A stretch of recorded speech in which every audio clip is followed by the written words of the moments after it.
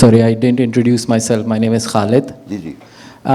My question is of an issue that is very prevalent here in North America, and that's regarding dietary restrictions, halal. Halal, eating of halal food. Yeah, so Surah Maida clearly indicates what we should not eat.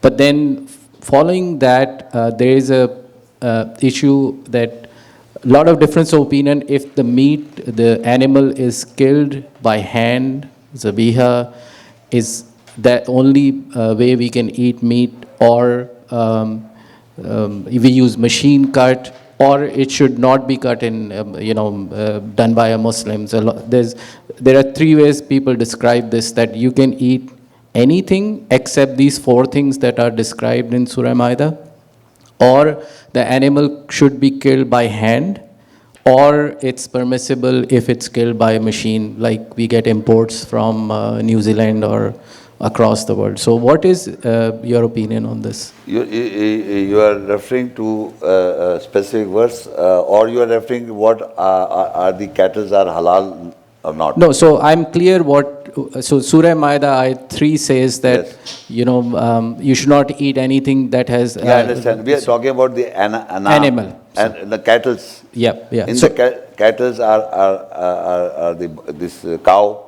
No, we understand that we have only certain types of animals that we can eat, but how they are killed, that is the controversy in North America. The Quran is not describing that. So I want your opinion on this. No, I'm telling you, when I was living, just now I was in Pakistan, before I came to Canada, all these cattle and or the goat and the chicken and the cow, everyone I was eating.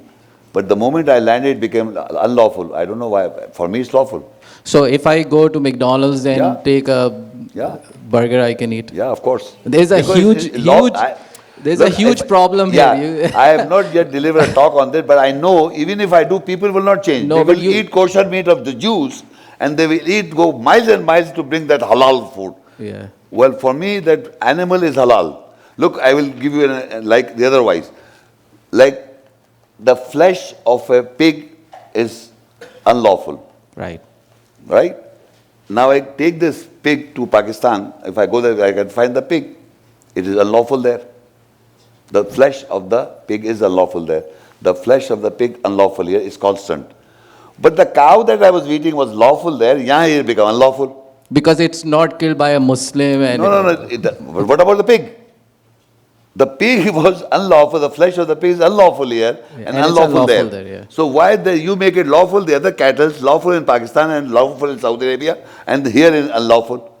But you say you slaughter not a Muslim. Where Allah says that Muslims should slaughter? Yeah, exactly. My point was that because I have not read Quran as much as you have, Quran doesn't say this. The Quran doesn't say, but to give you one ayah for you to have confidence that you eat food. Sure. Which is, okay. Surah Hajj 22. Surah Hajj 34 ayat. 34 ayat. So that you will have confidence. You watch here now. Afterwards you can check it at home. But it says, وَلِكُلِّ أُمَّةٍ جَعَلْنَا مَنْسَكًا. For every ummah there is, you pointed, rice or sacrifice anyway. لِيَذْكُرُوا اسْمَ اللَّهِ عَلَى مَا رَزَقَهُم مِّن بَهِيمَةِ الْأَنْعَامِ. It says, you take the name of Allah over لِيَذْكُرُوا اسْمَ اللَّهِ عَلَى over مَا رَزَقَهُم. What sustenance? You understand sustenance, food? What sustenance comes mim bahimatil anam? What it comes from the anam that are bahimam, you know, mabam and cattle. So the sustenance. So it's coming on the when you're sitting on a table, it's not a goat over you, it's coming the sustenance that has come. So you take the name of Allah there. So just say name of Allah and eat. Yeah, subhanallah, you got it. Yeah, you got it. Yeah, it is written there. Yes, please. Shaikh, Sorry. Shaikh Sahab, I need to ask one thing. My son works in restaurant, and she told me about the kitchen. They use same pan, pork and chicken. They remove the pork and So can we eat that thing? The pork is there, na? Yeah. The pork. That's why we can't eat. No, they use the same utensil for Yeah, utensil like frying pan or hot pan. remove and then chicken in the same utensil. Yeah, I think that condition we can't eat, right? So do you think that the flesh is there? Can you feel the flesh there?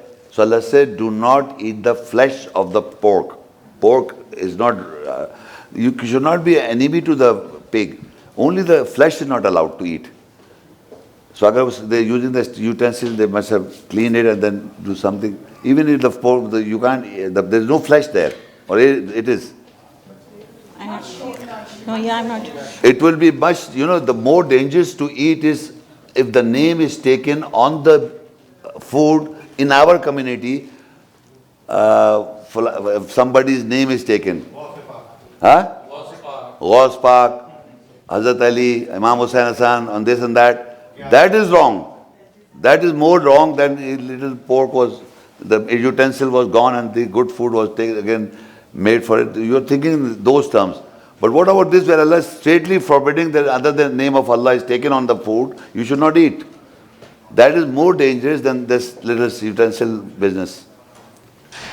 So You may clean it. Yeah, but actually sometimes some meat is stuck in it and they use chicken on it. That's We are very much concern. an enemy to the pork. And we are very... discussions you mentioned that if it doesn't feel tayyib to you, Yeah. then you don't. Yeah, the tayyib also, that is also. Because if you don't feel comfortable. Yeah, because you see, like for example, when I was young, I was eating food, all types of food. Now the restrictions are made on me because of my health. So it does not remain tayyib. Now sugar, suppose I'm a sugar patient, which I'm not. So sugar is not allowed, but sugar is allowed otherwise.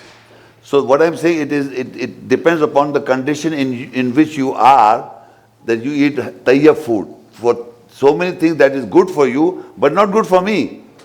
So Allah said, eat which is good for you.